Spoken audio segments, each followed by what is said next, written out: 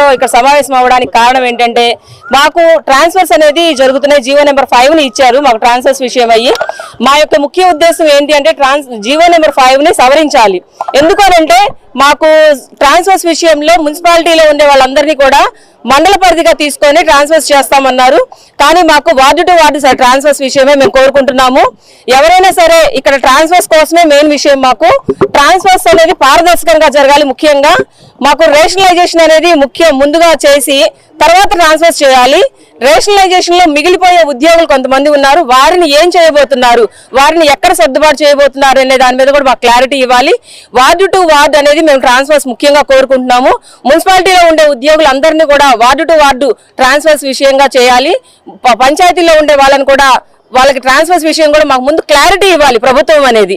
ఎటువంటి క్లారిటీ లేకుండా మాకు ట్రాన్స్ఫర్స్ ను ఇష్టానుసారంగా చేయడంలో మాకు చాలా ఇబ్బందికరంగా ఉంటుంది.